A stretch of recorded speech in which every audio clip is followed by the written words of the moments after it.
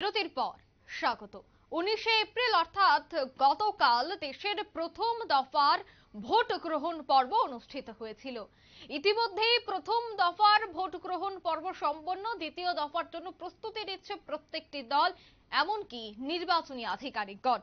তারই মধ্যে প্রথম দফার ভোট মিটতেই বড় দাবি করলেন প্রধানমন্ত্রী নরেন্দ্র মোদী।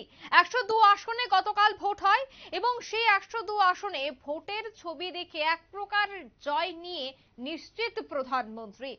মোদীর বড় দাবি তে আত্মবিশ্বাস পাচ্ছে বিজেপির নিচু তলার কর্মীরা। সে বিষয়ে বিস্তারিত জানবো। টেলিফোন লাইনে রয়েছে এক্সিকিউটিভ এডিটর নীল বণিক। নীল, মোদীর বড় দাবি এবং সেই দাবিতে এক প্রকার আত্মবিশ্বাস পাচ্ছে, উৎসাহ পাচ্ছে বিজেপির নিচু তলার কর্মীরা। তিনি ইতিমধ্যেই উনার এক্স হ্যান্ডেলে একটি টুইট করেছেন, সেই টুইটকে কেন্দ্র করেও কিন্তু এক প্রকার কর্মী সমর্থকদের মধ্যে উৎসাহ কাজ করছে। কি বলবে?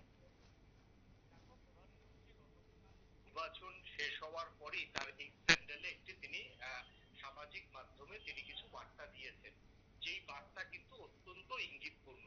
রাজনৈতিক মহল মনে করছে যে মোদী এই ইঙ্গিতপূর্ণ বা ডিপ্লোম্যাটিক যে কথা, সেই ডিপ্লোম্যাটিক কথাতে দু ধরনের বার্তা দিয়েছে। প্রধানমন্ত্রী তিনি যেটা জানিয়েছেন যে এই 100-র বেশি আসনে ভোট হওয়ার জন্য অভিনন্দন জানাই। তিনি প্রধানমন্ত্রী, তিনি অভিনন্দন জানাবেন, এটা স্বাভাবিক, এতে কোনো অস্বাভাবিক নেই।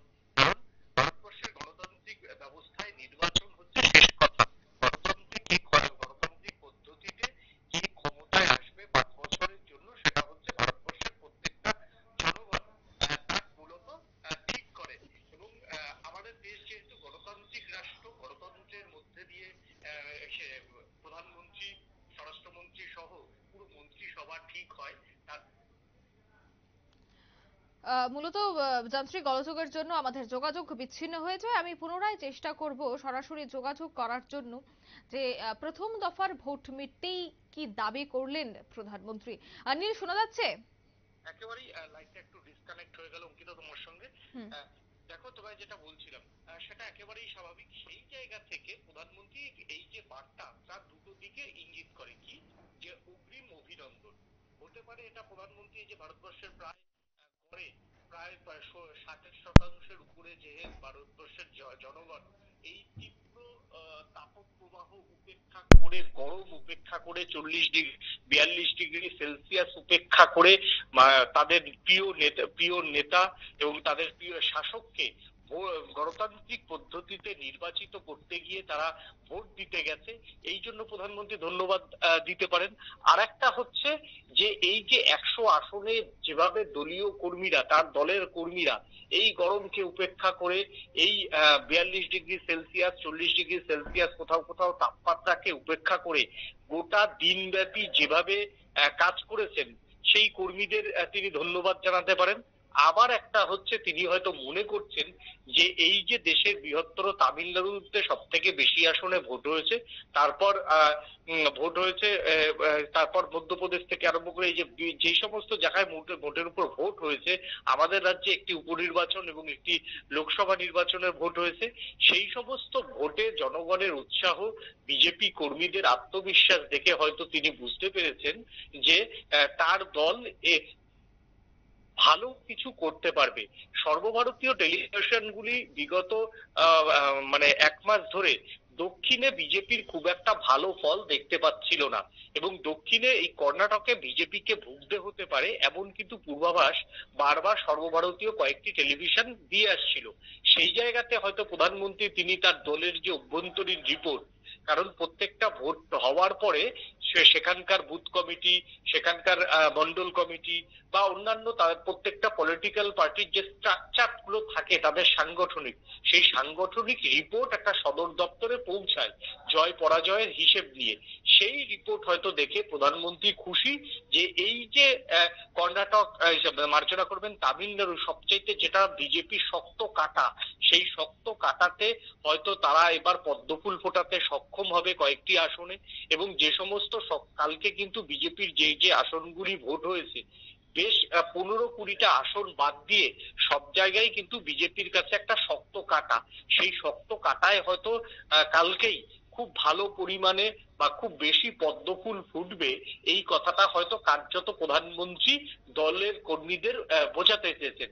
এতে কি হবে না, আগামী দিনে অঙ্কিতা দলের কর্মীরা উজ্জীবিত হবে। যেহেতু 7 দফায় ভোট, মাত্র 1 দফা ভোট গিয়েছে এবং প্রধানমন্ত্রী যে 400 আপকে পার 400 পার ডাক দিয়েছে, সেই 400 পারের স্বপ্ন যদি সত্যি করতে হয় তাহলে কিন্তু এখনো কালকে সবে হাঁটা শুরু করলো, এখনো অনেকটা পথ বাকি, 6 দফার নির্বাচন বাকি।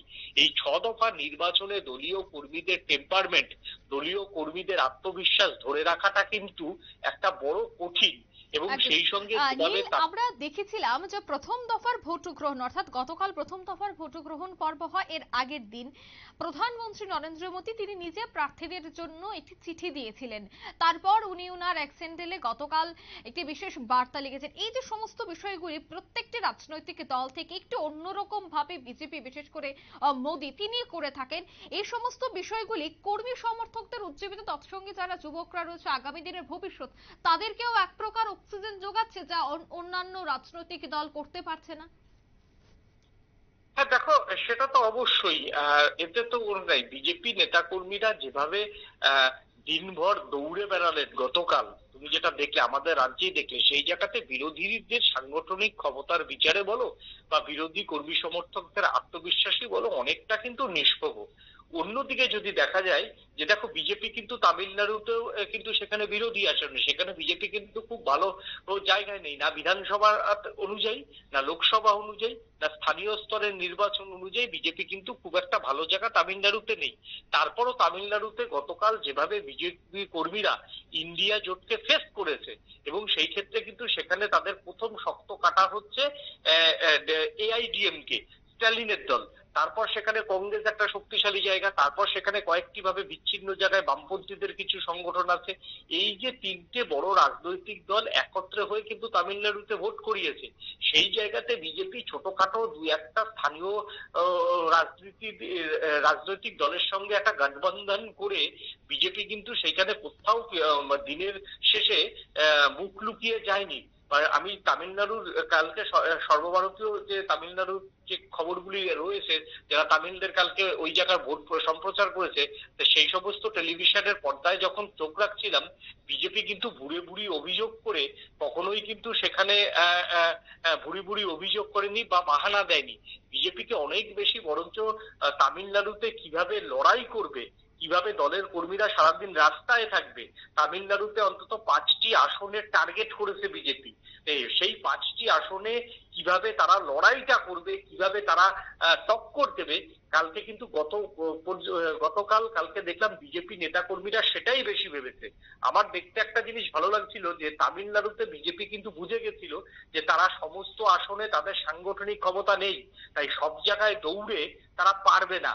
তাদের সাংগঠনিক যে মানে অক্ষমতা, সেটা কোথাও একটা বিজেপি কিন্তু অ্যানালাইসিস করেছিল, যার জন্য বিজেপি যে তামিলনাড়ুর 5টি আসনকে টার্গেট করেছে রামেশ্বরম সহ, সেই 5টি আসনে বিজেপি কর্মীরা বেশি করে অক্সিজেন দিয়েছে, মানে বেশি করে কর্মীরা দৌড়েছে। অন্যান্য যে তাদের লোকসভা, সেই লোকসভা থেকে সাংগঠনিক নেতারা বিগত 7 দিন ধরে তামিলনাড়ুর ওই 5টি আসন নিয়ে তারা মাটি কামড়ে পড়েছিল। দলীয় নেতাদের নির্দেশ, কর্মীদের নির্দেশ, বুথ স্তরে পর্যন্ত নির্দেশ, কোথায় কি হচ্ছে সেই জায়গা সমস্যা মেটানো, কার্যত তামিলনাড়ু রাজ্য কমিটির নেতারা ওই 5টি আসনকে টার্গেট করে তারা ব্লুপ্রিন্ট তৈরি করে সারা দিনভর দৌড়েছে, যাতে 5টি আসনের মধ্যে 5টি আসনকেই বের করে নিয়ে যাওয়া। এটাই একটা দলের রাজনৈতিক কৌশল বলে মনে করছে রাজনৈতিক মহল। কারণ যেখানে তারা জানে যে আমরা 30টা 32টা আসনে দৌড়ালে পারবো না, কিন্তু 5টি আসনে যদি দৌড়াই, 5টি আসনের মধ্যে হয়তো 4টি বা 5টি নিয়ে আসবো, সেই জায়গায় শক্তি ব্যয় করাটা, এইটা একটা পলিটিক্যাল পার্টির গুড সাইন বলে মনে করে রাজনৈতিক মহল। তার জন্যই কিন্তু বিজেপি অনেকটা বেশি সাকসেস। এবং আমাদের রাজ্যে গতকাল কিন্তু অবাধ ভোট হয়েছে, এবং সেই জায়গাতে বিজেপি কিন্তু গতকাল পর্যন্ত দিনভর দৌড়ে বেড়ালো। এবং বিজেপি কালকে আমি দেখলাম যখন বিজেপিরা এইখানের কর্মীরা ভোট করাচ্ছেন, ঠিক অন্য পরের আসনে বিজেপি কর্মীরা তারা সাংগঠনিক ভাবে তারা যাতে মানে পাশের আসনটা যখন টাফ, তখন কিন্তু সেখানে সাংগঠনিক প্রক্রিয়া কিন্তু তারা চালাচ্ছে। তারা কিন্তু কেউ ওই জায়গা থেকে এই আগরতলা এসে জমায়েত করেনি যে এ রাজ্যের এখানকার ভোটটা কিভাবে পরিচালনা করায়। এইটাই একটা পলিটিক্যাল পার্টির যে তোমার হচ্ছে সাংগঠনিক যে স্ট্র্যাটেজি, সেই স্ট্র্যাটেজিতেই কিন্তু অনেকটা বাজিমাত করেছে। এবং এই স্ট্র্যাটেজিটাই হয়তো প্রধানমন্ত্রী গতকাল দলীয় কর্মীদের বোঝাতে চেয়েছেন, যে টুইট করে যে যে কটা আসনে ভোট হয়েছে সেই ভোটের আসনের ফলাফলে আমরা খুশি, এবং হয়তো তামিলনাড়ুতে যদি বিজেপি 5টা আসনও পায় এবং সারা এই যে 100-র উপরে আসনে ভোট, সেই 100-র উপরে ভোটের আসনে বিজেপি যদি কালকে 30টা আসন পায়, তাহলে বিজেপি কিন্তু তাদের যে প্ল্যানিং, তাদের যে পরিকল্পনায় কিন্তু সফল। আর সেই পরিকল্পনা হয়তো সফল হয়েছে বলেই কালকে প্রধানমন্ত্রী ইঙ্গিতপূর্ণ বার্তা দিয়ে একটা ইঙ্গিতপূর্ণ টুইট করেছে। যেহেতু প্রধানমন্ত্রী তিনি জয় যদি কনফার্ম বলেন, সেটা নিয়ে রাজনৈতিকভাবে বিতর্ক হবে, বিরোধীরা চেপে ধরবে, ভোট সন্ত্রাসের অভিযোগ তুলবে, রিগিং এর অভিযোগ তুলবে, এটা নিয়ে নির্বাচন কমিশনের কাছে যাবে, আদালতেও বিরোধীরা যেতে পারে। তার জন্যই প্রধানমন্ত্রী এরকম একটা ডিপ্লোম্যাটিক তোমার হচ্ছে টুইট করে কার্যত দলীয় কর্মীদের যা বোঝাবার বুঝিয়ে দিলেন। একদমই। অঙ্কিতা, ধন্যবাদ নীল। অর্থাৎ কর্মী সমর্থকদের উৎসাহ বাড়াতে ইতিমধ্যেই কিন্তু প্রধানমন্ত্রী চিঠি থেকে শুরু করে টুইট করছেন। যেহেতু প্রথম দফার ভোট সম্পন্ন হয়েছে, আরো 6 দফার ভোট হবে দেশ জুড়ে, তাই সেক্ষেত্রে কিভাবে কর্মী সমর্থকদের উজ্জীবিত করা যায়, প্রার্থীদের উৎসাহ বাড়ানো যায়, তার জন্যই কিন্তু রীতিমতো তিনি একাধিক টুইট থেকে শুরু করে বিভিন্ন বার্তা প্রতিনিয়ত দিয়ে যাচ্ছেন। নিয়ে নিচ্ছে ছোট্ট একটি বিজ্ঞাপন বিরতি, সঙ্গে থাকুন।